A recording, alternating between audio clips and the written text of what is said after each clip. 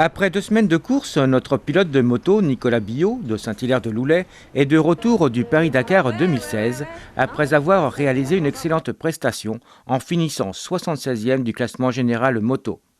Nous l'avons accueilli à son arrivée à l'aéroport de Nantes-Atlantique, où l'attendaient ses proches. Peut-être qu'il n'y a que nous deux qui... parce qu'on voit quand on prend les bagages, je pense. Oui, parce qu'ils peuvent... Toute la famille est super fière. Ouais. On ne s'attendait pas à ça, qu'il aille jusqu'au bout comme ça, super. C'est la première fois qu'il participe au Dakar ? Ouais, c'est la première fois. C'était un rêve, comme il dit, j'en ai rêvé, je l'ai fait, donc c'est bien. L'année prochaine, il va remettre ça ? Je sais pas, on va attendre de le voir pour savoir. La première impression qu'il a eue quand on l'a eu au téléphone sur la ligne d'arrivée, il a dit je recommencerai pas. Maintenant, voilà, avec le recul. Non, puis il adore ça, alors donc voilà. Alors quel effet ça fait d'arriver à bon port et à très bon port en plus ?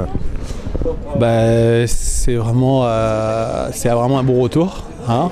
C'est vrai que c'est quand même un sport mécanique qui est quand même assez dangereux et il n'y a pas toujours dans notre petite tête une petite case qui se dit pourvu qu'il ne nous arrive rien.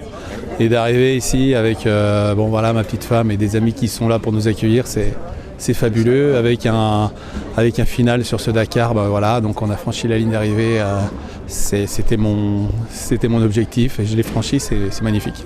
Alors on va souligner, c'était votre première participation au Paris-Dakar, je crois, à moto. Au Dakar, ouais, tout à fait, c'était mon premier Dakar et puis ce sera certainement le dernier. Parce que c'était on dit ça. Ouais, c'est ce qu'on dit souvent à chaud parce que c'est vrai que c'est quand même un sport qui est sport mécanique qui est quand même qui donne une endurance de 14 jours de course, c'est long, c'est 9000 km et c'est surtout très dangereux. Hein. C'est vrai que je ne suis pas un motard professionnel, je suis un motard amateur et j'ai un autre travail à côté, donc c'est vrai que je ne le vois pas de la même façon qu'un professionnel et on se fait toujours des petites frayeurs. Hein. Il y a eu quand même pas mal de blessés sur le Dakar une fois de plus cette année. Hein.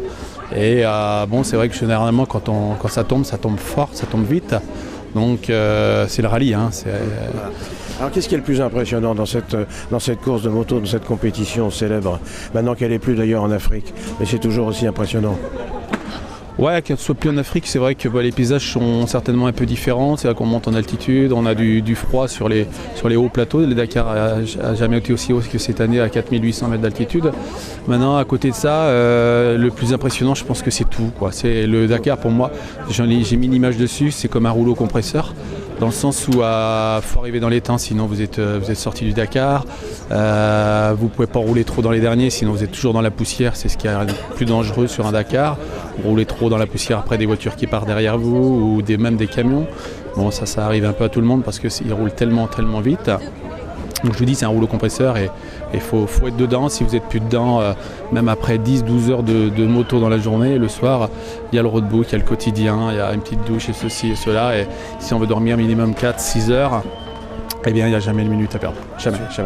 Alors autour de la compétition proprement dite, l'accueil là-bas de la population, comment ça se passe ? Alors on a commencé par l'Argentine. Donc l'Argentine, on a eu un accueil, moi c'était un premier en plus sur ce continent-là. C'était exceptionnel, mais quand on est passé en Bolivie, c'était magique, c'était puissance 4-5 sans problème, c'était énorme. On a de la vidéo un petit peu de nos passages, c'est vrai que je pense que c'est le Dakar qui vraiment les rend magiques. Hein.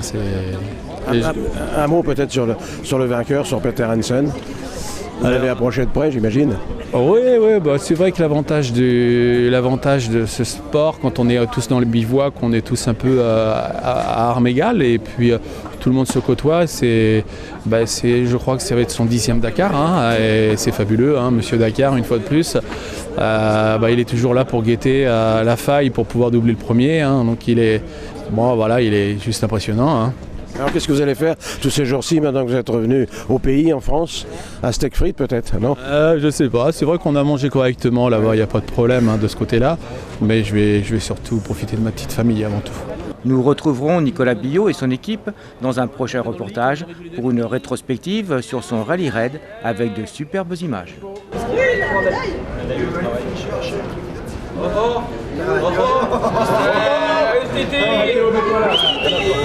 Whisky!